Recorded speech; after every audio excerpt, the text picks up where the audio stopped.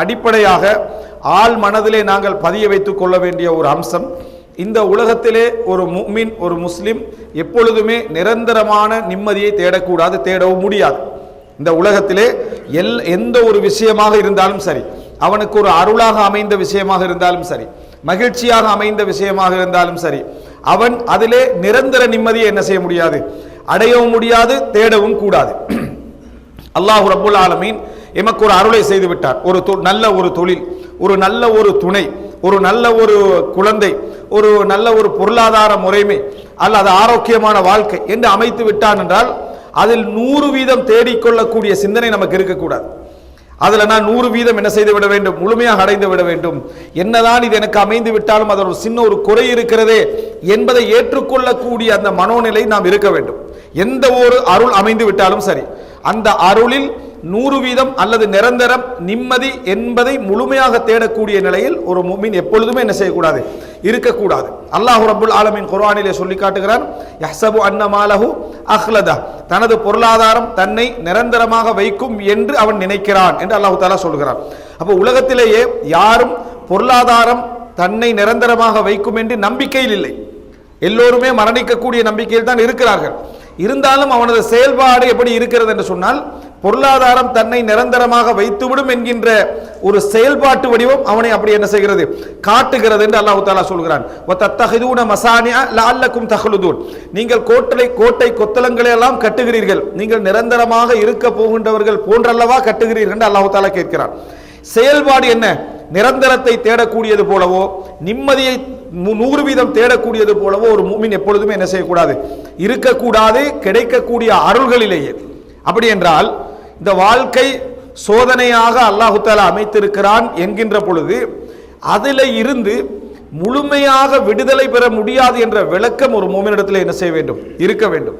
எப்படி இருந்தாலும் அல்லாஹ் ரப்புல் ஆலமீன் குர்ஆனிலே சொல்லி காட்டுகிறான், லகத் ஹலகனல் இன்சான ஃபீ கபத், மனிதனை நாம் சிரமத்தில் படைத்திருக்கிறோம். இந்த உலகத்தில் நீங்க எந்த ஒரு இன்பத்தை கண்டாலும், எந்த ஒரு மகிழ்ச்சியை அடைந்து கொண்டாலும் அதில் சிரமம் கலக்காமல் இருக்கவே இருக்காது. லகத் ஹலகனல் இன்சான ஃபீ கபத், கபத்னால் முகாபதா, எப்பொழுதுமே ஒரு போராட்டம் அவனுக்கு இருந்து கொண்டே இருக்கும். பிறப்பதிலிருந்து, அவன் பிறந்ததிலிருந்து, அவனை சுமந்ததிலிருந்து, அவன் பால் குடிப்பதில் இருந்து, அவன் மரணிக்கின்ற நேரம் வரைக்கும் அவன் அடைகின்ற எல்லா சந்தோஷங்களிலும் துன்பம் கலந்திருக்கும். அவன் அடைகின்ற எல்லா மகிழ்ச்சியிலும் சிரமம் கலந்திருக்கும்.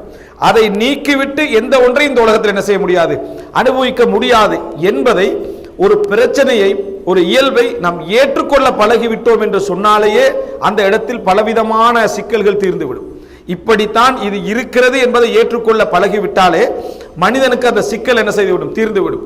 இதெல்லாம் எப்படி என்று சொன்னால், உதாரணமாக நம்ம ஒரு வேலை நாளில் முதலாவது நாள் வெளியே இறங்கி செல்கிறோம் என்று வைங்க, வீதி ஃபுல்லா என்ன, அதாவது நெரிசலாக இருக்கிறது, டிராபிக்காக இருக்கிறதுன்னு வைங்க, ஜஹ்மாவாக இருக்கிறதுன்னு வைங்க, நாம யாரும் அலட்டிக் கொள்வதில்லை. காரணம், வேலைக்கு முதல் நாள் போகிற நேரத்தில் எப்படித்தான் என்ன செய்யும், வீதி இருக்கும் என்பதை நம்ம முன்னமையே புரிந்திருப்பதனால எங்களுக்கு அது ஒரு சிக்கலாக என்ன செய்வதில்லை, அமைவதில்லை. விடுமுறை நாள் ஒன்றில் எதுவுமே வாகனம் இருக்காதுன்னு நம்பி போற ஒரு நேரத்தில் வீதி ஃபுல்லாக என்ன ஒரு நெரிசலாக இருக்குமாக இருந்தால், டிராபிக்காக இருக்குமாக இருந்தால் அந்த நேரத்தில் நம்ம என்ன செய்கிறோம், சங்கடப்படுகிறோம். என்ன நம்ம எதிர்பார்க்காத அமைப்பில் இருக்குதுன்னு சங்கடப்படுகிறோம். காரணம், மனிதன் ஒரு அறிவை ஏற்கனவே ஏற்படுத்தி விட்டான் என்று சொன்னால் அதுல பொறுமை அவனுக்கு தானாக என்ன செய்கிறது, ஏற்படுகிறது.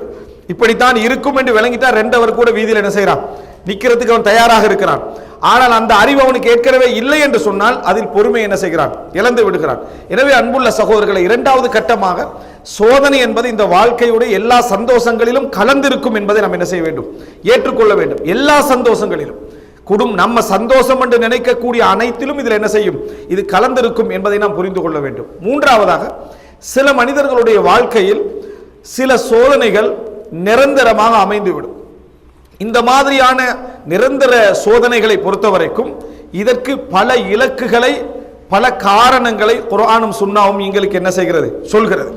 நிரந்தர சோதனை ஏன் அமைகிறது, சில மனிதர்களுக்கு அல்லாஹு தஆலா நிரந்தர சோதனைகளை அமைத்து விடுகிறான் ஏன்? அந்த நிரந்தர சோதனை என்பதை நாம் நினைத்து விடக்கூடாது. வெறும் நோய் மாத்திரம் அல்ல, அல்லது ஒரு பொருளாதார கஷ்டம் மாத்திரம் அல்ல, சில குடும்ப உறவுகள் கூட நிரந்தர சோதனையாக என்ன செய்து ஒரு கணவனுக்கு மனைவி சில பொழுது அவனால் தவிர்க்கவும் முடியாமல் வாழவும் முடியாமல் அமையக்கூடிய ஒரு சோதனையாக என்ன செய்து அமைந்துவிடும். சில கணவன்மார் சில மனைவிமார்களுக்கு நிரந்தர சோதனையாக என்ன செய்து விடுவார்கள், அமைந்து விடுவார்கள், சிரமமாக அமைந்து விடுவார்கள். ஆனால் தவிர்க்கவும் முடியாது வாழவும் முடியாது என்கின்ற நிலை என்ன செய்யும் அவர்களிடத்திலே இருக்கும். இந்த மாதிரி சோதனைகள் ஏன் ஏற்படுத்தப்படுகிறது அப்படி என்பதற்கு மார்க்கம் பல ரீதியான காரணங்களை என்ன செய்கின்றன சொல்லுகின்றன. ரசூலுல்லாஹி அந்த சோதனைகள் என்ன, அதை எப்படி கையாள்வது என்பது இரண்டாவது. முதலாவது ஒரு மூமினுக்கு அது ஏன் ஏற்படுத்தப்படுகிறது, அல்லாஹ் தஆலா அதனை ஏன் ஏற்படுத்துகிறான். அன்புள்ள சகோதரர்களே, அல்லாஹ்வை பொறுத்த வரைக்கும் நாம் விளங்கி வைத்த ஒரு விஷயம், நீதியாளர் எந்த கூலியை கொடுப்பதாக இருந்தாலும் அதற்குரிய முயற்சியும் அதற்குரிய தாராளத்தையும் அதற்குரிய நேரத்தையும் அல்லாஹ் தஆலா பார்த்து தான் என்ன செய்கிறார், அளக்கிறார். அல்லாஹ் அந்த நீதியை ஏற்படுத்துவதற்காக சில மனிதர்களுக்கு அல்லாஹ் ரப்புல் ஆலமீன் இந்த சோதனைகளை கொடுக்கிறான் என்பதை நாம் புரிந்து கொள்கிறோம். ரசூலுல்லாஹி ஸல்லல்லாஹு அலைஹி வஸல்லம் சொன்னார்கள், இன்னர் ரஜுல லா யகூனு லஹு இன்தல்லாஹி மன்சிலா. ஒரு மனிதனுக்கு அல்லாஹ்விடத்தில் ஒரு அந்தஸ்து இருக்கும். சொர்க்கத்தில் அவனது வாழ்க்கை முறையை வைத்து அல்லாஹ் தஆலா ஒரு அந்தஸ்தை என்ன செய்வான், கொடுப்பான். அவனது வாழ்க்கை முறை சிறப்பாக இருக்கிறது, அதனால் ஒரு அந்தஸ்து அல்லாஹ் தஆலா வைத்து விடுவான். ஆனால் ஃபமா யுபல்லிகுஹு அமலுஹு இய்யாஹா, அவனது அமலை அவனது செய்யக்கூடிய அமல் அந்த இடத்தை அடைய முடியாத நிலையில் இருக்கும். அவனது செயல்பாடு அவனது அன்றாட வணக்க காரியங்கள் அந்த அந்தஸ்து கொடுக்கிறதுக்கு போற லெவலுக்கு என்ன அவன்கிட்ட செயல்பாடுகள் இல்லை. ஆனால் அவன் அதுக்கு தகுதியுடைய மனிதன். வேறொரு காரணமாக, வேறொரு அகலாக்கால, வேறொரு பண்பாட்டால அல்லது பாவங்கள் குறைவால அதற்கு தகுதியான மனிதன் அவன். அல்லாஹ் தஆலா அவனுக்கு அந்த அந்தஸ்தை வைத்திருப்பான். அவனது செயல்பாடு அந்த இடத்துக்கு போற மாதிரி என்ன அமல்களாக இருக்காது. ஃபலா யஸாலுல்லாஹு யப்தலிஹி பிமா யக்ரஹ் ஹத்தா யுபல்லிகஹு இய்யாஹா. அதாவது அல்லாஹ் தஆலா அவன் வெறுக்கக்கூடிய ஒரு விஷயத்தை கொண்டு அவனை தொடர்ந்து சோதித்துக் கொண்டே இருப்பான், அந்த இடத்தை அவனுக்கு கொடுக்கும் வரைக்கும். அந்த இடத்தை அவனுக்கு கொடுக்கும் வரைக்கும் அவன் வெறுக்கக்கூடிய ஒரு காரியத்தை கொண்டு அவனை தொடர்ந்து சோதித்துக் கொண்டே இருப்பான். ஃபலா யஸாலுல்லாஹு யப்தலி பிமா யக்ரஹ். அவன் வெறுக்கக்கூடிய ஒரு சோதனை அல்லாஹ் தஆலா அவனுக்கு தொடர்ந்து கொடுப்பான். எதற்காக என்று சொன்னால், அந்த சோதனையின் ஊடாகவாவது அவன் என்ன செய்யணும். ஏனென்றால் நன்மை நம்ம தேடி பெறுவது, சோதனை நம்மளை நாடி வருவது. நன்மை என்பது நம்ம தேடி பெறக்கூடிய ஒரு விஷயம், சோதனை நம்மகிட்டயே இருக்கும். அதனால அதிலிருந்து வெளியே போகலாம் இருக்கும். அவன் அதுல செய்ய வேண்டிய ஒரே ஒரு வேலை என்ன, பொறுமை. அதுல பொறுத்து கொள்றது, அல்லாஹ்ட்ட கூலி எதிர்பார்க்கிறது, அதுல அங்கலாய்க்காமல் இருப்பது, அதுல முறைப்படாமல் இருப்பது. இப்படி இருப்பதன் ஊடாக, அந்த வெறுக்கக்கூடிய சோதனையின் ஊடாக அல்லாஹ் என்ன செய்யறான்டா, அவனது பொறுமையின் காரணமாக, அவனோட பிரார்த்தனையின் காரணமாக, இறைவன் மீது அவன் ஆசை வைப்பதன் காரணமாக, அந்த சோதனை அவன் முறையாக கையாள்வதன் காரணமாக அந்த அமல அல்லாஹ் தஆலா என்ன செஞ்சிருவான், அவருக்கு கொண்டு போய் அந்த இடத்தை அல்லாஹ் தஆலா அவருக்கு சேர்த்து விடுவான். ரசூலுல்லாஹி ஸல்லல்லாஹு அலைஹி வஸல்லம் சொல்றாங்க. அப்போ ஒரு தொடர் சோதனைக்கான காரணத்தை ரசூலுல்லாஹி ஸல்லல்லாஹு அலைஹி வஸல்லம் விளங்கப்படுத்துறாங்க. அந்த மாதிரி அந்த மனிதன் சோதிக்கப்படுற நேரத்தில் அந்த இடம் அவனுக்கு கிடைத்து விடுகிறது. என்ன காரணம் அப்படி என்று சொன்னால், அல்லாஹ் ரப்புல் ஆலமீன் ரசூலுல்லாஹி ஸல்லல்லாஹு அலைஹி வஸல்லம் அவர்களை பார்த்து சொல்கிறான், ஃபஸ்பிர் சப்ரன் ஜமீலா, ஃபஸ்பிர் சப்ரன் ஜமீலா, அழகான பொறுமையாக பொறுப்பீராக அப்படின்னு சொல்லி. இந்த குர்ஆன்ல அழகான என்று வரக்கூடிய இந்த பொறுமை போன்ற வர்ணனை எல்லாமே சப்ருன் பிலா ஷக்வா, அதாவது முறைப்பாடற்ற பொறுமை, முறைப்பாடு அற்ற பொறுமை. இன்னொருவர்கிட்ட போய் இப்படி நடக்குது என்ன செய்ய, என்னால எதுவும் முடியல, இருந்தாலும் பொறுத்துட்டிக்கிறேன் முறைப்பாடுகள் செய்யாமல் அது வாழ்க்கையில ஒரு அங்கமாக ஏற்றுக்கொண்டு அப்படித்தான் நான் வாழ்கிறேன். சில மனிதர்களை நாம பார்ப்போம், நமக்கு கிடைத்த சந்தோஷங்கள் மகிழ்ச்சியில் அரைவாசி கூட அவருக்கு கிடைச்சிருக்காது. பெரும் சோதனைக்குள்ள இருக்கக்கூடியவராக நம்ம பார்ப்போம். ஆனா அவருடைய முகத்தில் உள்ள மகிழ்ச்சியும், அவர் அதை அங்கீகரித்துக் கொண்ட முறையும், அவர் அதை ஏற்றுக்கொண்ட முறையும் எடுத்து பார்த்தீங்கன்னு சொன்னா நம்மளால அதுக்கு பக்கத்திலே நிற்க முடியாது என்கின்ற அளவில் அவர் அதை என்ன செய்திருப்பார், அங்கீகரிப்பார். அதுக்கு பேர் சபரும் பிலா ஷக்வா, முறைப்பாடு அற்ற பொறுமை என்பதை நம்ம என்ன செய்ய வேண்டும், புரிந்து கொள்ள வேண்டும். அன்புள்ள சகோதரர்களே, யாக்கூப் அலைஹிஸ்ஸலாம் தன் குழந்தை யூசுப் அலைஹிஸ்ஸலாம் அவர்கள் காணாமல் போனதின் காரணமாக அழுது கொண்டே இருக்கிறார். பல வருடங்கள், தசாப்தங்கள் என்ன செய்கிறார், அழுது குருடராக மாறுகிறார்.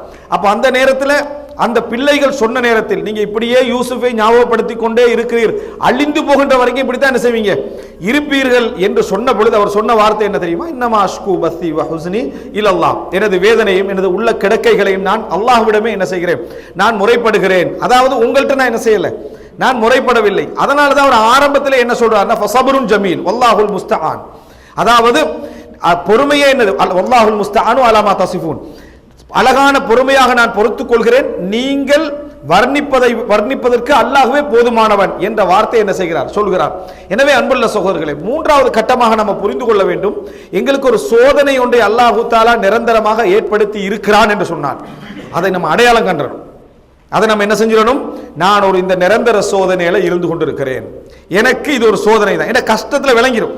நான் இது ஒரு பெரிய நாம் ஒரு அங்கவீனமாக இருக்கலாம், நான் ஒரு பேச முடியாதவனாக இருக்கலாம், எனக்கு பல கஷ்டங்கள் என்ன செய்யலாம் இதில் இருக்கலாம், பொருளாதார ரீதியாக நான் எதை தொட்டாலும் நஷ்டப்படுகின்ற அமைப்பிலேயே அல்லாஹ் தஆலா என்ன செய்திருக்கலாம் வைத்திருக்கலாம். இப்படி போன்ற ஏதாவது ஒரு விஷயத்தை நம்ம அடையாளம் கண்டுட்டோம்னா அங்கலாய்ப்பதை விட, அதிலிருந்து நம்ம அல்லாஹ்ட்ட துஆ கேட்கலாம். அதே நேரம் அங்கலாய்ப்பதை விட அதை ஒரு பொறுமையாக அல்லாஹ் எனக்கு அந்தஸ்தை வழங்குவதற்கான அந்த சந்தர்ப்பம் என்று நம்ம விளங்கினோம் என்று வைங்களேன், அது ஒரு மிகப்பெரிய ஆர்வம். சுப்ஹானல்லாஹ். பாருங்க ஒரு உதாரணத்தை, மூசா அலைஹிஸ்ஸலாத்தை அல்லாஹ் தஆலா நபியாக என்ன செய்றான் தேர்ந்தெடுக்கிறான். அந்த மூசா அலைஹிஸ்ஸலாம் நபியாக அனுப்பப்படுகிற நேரத்தில் மூசா அலைஹிஸ்ஸலாம் அல்லாஹ்ட்ட கேட்ட பிரார்த்தனை என்ன, என்னோடு ஹாரூனை துணையாக என்ன செய்ய அல்லாஹ் அனுப்பு. ஹுவ அஃப்ஸஹு மின்னி லிசானன், என்னை விட அவர் தெளிவாக பேசுவார், என்னை விட அவர் தெளிவாக பேசுவார். அவர் சொல்ற மூசா அலைஹிஸ்ஸலாம் இன்னொரு குர்ஆன் வசனம் நாம் பார்க்கிறோம், வலா யன்தலிகு லிசானி, என்ற நாக்கு என்ன செய்யாது சரியாக பேச வராது, அதனால ஹாரூனை என்னோடு என்ன அனுப்பிவிடியா அல்லாஹ். இப்போ அல்லாஹ் தஆலா ஒரு நபியை செலக்ட் பண்றான், பிரச்சாரத்துக்கு அல்லாஹ் தஆலா தேர்ந்தெடுக்கிறான், அவருக்கு ஒழுங்கா பேச்சு வராது. பேச்சாளர்கள் தான் பிரச்சாரகர் என்று அர்த்தம் அல்ல, பேச்சாளர்கள் தான் பிரச்சாரகர்கள் என்று அர்த்தம் அல்ல. அல்லாஹ் தஆலா மூசா அலைஹிஸ்ஸலாத்தை நபியாக அந்த தேர்ந்தெடுக்கிற நேரத்தில் அவர் பேசக்கூடியவர் அல்ல, தெளிவாக சொல்லக்கூடியவர் அல்ல, தெளிவாக மற்றவர்களோடு வாதிக்கக்கூடியவர் அல்ல. அப்ப மூசா அலைஹிஸ்ஸலாம் கேட்ட பிரார்த்தனை எப்படின்னா, யா அல்லாஹ் என்ன, அதாவது ரப்பி ஷ்ரஹ் லி சத்ரி வயஸ்ஸிர் லி அம்ரி வஹ்லுல் உக்தத்தம் மின் லிசானி யஃப்கஹு கௌலி, என்ற நாக்கில இருக்கக்கூடிய அந்த முடிச்சை நீ அவிழ்த்து விடு அப்படி என்று சொல்லி என்ன செய்றாரு துஆ கேட்கிறார். ஆனால் இந்த எந்த துஆவிலும் தனக்கு ஏற்பட்டிருக்கக்கூடிய அந்த நிலையை நீக்குமாறு மூசா அலைஹிஸ்ஸலாம் என்ன செய்யல, துஆ கேட்கவில்லை. மூசா அலைஹிஸ்ஸலாம் நான் பேசுகிற நேரத்தில் அவர் அடுத்த தரப்பு விளங்கக்கூடிய அமைப்பில் எனது நாக்கிலிருந்து முடிச்ச என்ன செய்து விடு அவிழ்த்து விடு என்று கேட்டார். துணையாக எனக்கு என்ன ஹாரூனை அனுப்பு என்று கேட்டார்கள். இந்த இடத்துல மூசா அலைஹிஸ்ஸலாம் நான் அல்லாஹ்வுடைய நபியாக இருக்கிறேன், ஒரு பிரச்சாரத்துக்கு அனுப்பப்பட போகிறேன், உலகத்திலேயே மிகப்பெரிய அநியாய காரணம் எதிர்கொள்ள போகிறேன் என்கின்ற நேரத்தில் இதை நினைத்து அவர் என்ன செய்யவில்லை, சங்கடப்படவில்லை. தனக்கு துணையாக இன்னொருவர் வேண்டுமென்று நினைத்தாரே தவிர சங்கடப்படவில்லை என்பதை பார்க்கிறோம். ஒரு நபியால் இதை அங்கீகரிக்க முடியும். அல்லாஹ்விடத்தில் அவர் நினைத்திருந்தால் ஹாரூனை என்னோடு அனுப்பு என்று சொல்லாமல் மூசா அலைஹிஸ்ஸலாம் என்ன செய்திருக்கலாம், முழுமையாக அந்த ஃபசாஹத்தை அந்த தெளிவை எனக்கு தாண்டி என்ன செய்திருக்கலாம், மூசா அலைஹிஸ்ஸலாம் பிரார்த்தித்திருக்கலாம், பிரார்த்திக்கவில்லை. அன்புள்ள சகோதரர்களே, இது ஒரு மிகப்பெரிய ஒரு படிப்பினை, ஒரு நம்ம சிந்தனையில் இருக்கக்கூடியவர்களுக்கு மிகப்பெரிய படிப்பினை. நிரந்தர சில சோதனைகளை அல்லாஹ் ரப்புல் ஆலமீன் மனிதனுக்கு இப்படி அமைத்து விடுகின்ற பொழுது மனிதன் அதை பொறுமைசாலியாக இருந்து மற்றவர்களிடத்தில் முறைப்படாத அமைப்பில் அதை கையாள்வதில் மிக முக்கியமாக இருக்க வேண்டும். அன்புள்ள சகோதரர்களே, அய்யூப் அலைஹிஸ்ஸலாம் நம்ம வரலாற்றில் எவ்வளவோ படிக்கிறோம். அவருக்கு ஏற்பட்ட ஒரு நோய் நமக்கு ஏற்படுவதை விட்டு அது ஒரு நாள் 2 நாள் நிலைப்பதை கூட நாங்கள் விரும்ப மாட்டோம். மற்றவர்கள் எல்லாம் பகைத்து இறுதியாக மனைவி மாத்திரம் இருந்து மனைவி கூட சஞ்சலப்படக்கூடிய இடத்த அளவுக்கு அவருடைய நோய் என்ன செஞ்சுட்டு பல வருடங்களாக அவரிடத்தில் இருந்ததை நம்ம என்ன செய்கிறோம் பார்க்கிறோம். அய்யூப் அலைஹிஸ்ஸலாம் குர்ஆன்ல நீங்க பார்க்கலாம், அவர்கள் கேட்ட நபிமார்கள் கேட்ட பிரார்த்தனைகள் எல்லாம் அவர்கள் பல நாட்களாக நீண்ட நாட்களாக கேட்டார்கள். நாம் என்ன செய்து விடக்கூடாது, எல்லா விஷயங்களையும் புரிந்துவிடக்கூடாது. சில பிரார்த்தனைகளை பொறுத்த வரைக்கும் அவர்கள் பொறுமையாக இருந்து இறுதியில் கேட்டவைகள். சில அய்யூப் அலைஹிஸ்ஸலாத்துடைய பிரார்த்தனை எல்லாம் மிக நீண்ட காலம் பொறுமையாக இருந்து இறுதியாக கேட்டதுதான், தொடர்ந்து கேட்டுக்கொண்டே இருந்தவைகள் அல்ல. அவர் பொறுமையாக இருந்து ஒரு குறிப்பிட்ட நேரத்தில் மனிதனால் என்ன அதை தாங்க முடியாத ஒரு இடத்துக்கு ஆற நேரத்தில் அவர் பிரார்த்தனையாக என்ன செய்கிறார், கேட்டு விடுகிறார். அல்லாஹ் உடனே என்ன செய்கிறார், அதை கபூல் செய்கிறார். ஜக்கரியா அலைஹிஸ்ஸலாம் வயதாகும் வரைக்கும் தன் குழந்தை பற்றி என்ன செய்யல, அவர் பிரார்த்தனை செய்யவில்லை. வயதாகிய பின்னால் குழந்தை வேண்டும் என்கின்ற உணர்வுக்கு அவர் என்ன செய்கிறார், தள்ளப்படுகிறார். அப்போ பிரார்த்தனை செய்கிறார், அல்லாஹ் தஆலா என்ன செய்கிறான், கொடுக்கிறான். இந்த மாதிரியான அம்சங்களை பொறுத்த வரைக்கும் நம்ம படிப்பினை பெற வேண்டும். அல்லாஹ் அவனது சுன்னத்தை அவனது நிர்வாகத்தை என்னில் எப்படி நடத்தி கொண்டிருக்கிறான், எனக்கு என்ன அருள் செய்து கொண்டிருக்கிறான். நிறைய பேர் அல்லாஹ் எனக்கு என்ன மரியாதை தந்திருக்கிறான் என்ற சிந்தனையிலே இல்லாமல் இருக்கிறோம். நினைத்த மாத்திரத்தில் அல்லாஹ்வுடைய வார்த்தையை என்ன செஞ்சிருவோம், பேசிடுவோம். அல்லாஹ்வுடைய வார்த்தை உண்மையிலே அல்லாஹ் தஆலா உங்கள் வார்த்தையை மதிக்கிறான், உங்கள் வார்த்தைக்கு கண்ணியம் தருகிறான், உங்கள் வார்த்தையை அல்லாஹ் தஆலா கபூல் செய்கிறான்னு புரிஞ்சிருந்தோம்னா அல்லாஹ் என்ற வார்த்தையை நம்ம அதாவது சகட்டு மேனிக்கு நம்ம என்ன செய்ய மாட்டோம், எல்லா பிரச்சனைகளும் யூஸ் பண்ண மாட்டோம். காரணம் அல்லாஹ் என்னை மதிக்கிறான், நான் சொன்னா அல்லாஹ் தஆலா என்ன செஞ்சிருவான், கபூல் செஞ்சிருவானோ என்கின்ற ஒரு நல்ல ஒரு விளக்கமும் அறிவும் உச்சமும் இருந்தால் அல்லாஹ்வை நம்ம என்ன செய்வோம், கண்ணியமான முறையில் கையாள்வோம். ஏனென்றால் சில மனிதர்கள் இருக்கிறார்கள், ரசூலுல்லாஹ் சொல்றாங்க என்ன, லவ் அக்ஸம அலல்லாஹி ல அபர், அல்லாஹ்வின் மீது ஆணையாக இப்படி நடந்தே தீரும் என்று அவர் சத்தியம் பண்ணினா அல்லாஹ் என்ன செஞ்சிருவான், அந்த சத்தியத்தை நிறைவேற்றுகின்ற அமைப்பில் அதை கபூல் செய்து விடுவான். அப்போ ஒரு நல்ல ஒரு மனிதர் பிரார்த்திக்கின்ற பொழுது யோசிப்பார், இந்த சோதனையை மற்றவர்களிடத்தில் முறைப்படுகின்ற பொழுது யோசிப்பார், ஒரு சோதனை ஏற்படுகின்ற பொழுது அதை யோசிப்பார். இந்த மனோநிலை நம்மிடத்தில் என்ன செய்ய வேண்டும், வர வேண்டும். அன்புள்ள சகோதரர்களே, இது போன்ற நிலை இல்லாது விட்டால் இந்த மாதிரியான அதாவது நிரந்தர சோதனைகளை எப்படியெல்லாம் இது ஏற்படும், இவைகளை எப்படியெல்லாம் நாம் தள்ளி போக வேண்டும் என்கின்ற நிலை மாத்திரம் நம்மிடத்தில் இல்லாது விட்டால் வாழ்க்கையில் நமக்கு அமைந்த அந்த சோதனையே சில பொழுது நமக்கு நரகத்துக்கு என்ன செய்துவிடும், காரணமாக அமைந்துவிடும். அல்லாஹு தஆலா நமக்கு அந்தஸ்துக்காக அதை தந்திருப்பான், நம்ம அதுல பொறுமை காத்து சொர்க்கம் போவதற்காக நம்ம என்ன செஞ்சு அல்லாஹு தஆலா தந்திருப்பான். நம்ம அதை புறக்கணிக்கிற நேரத்தில், அதை வேண்டாம் என்று சொல்கிற நேரத்தில், அதுல நம்ம அதை கஷ்டப்படுகிற நேரத்தில், வெளியே வரணும் என்று நினைக்கிற நேரத்தில், அல்லது அதை புரிந்து கொள்ளாமல் இருக்கிற நேரத்தில் அல்லாஹ் ரப்புல் ஆலமீனுக்கு ஒரு வினாடி போதுமானது அதை உங்களை விட்டு நீக்கி விடுவதற்கு.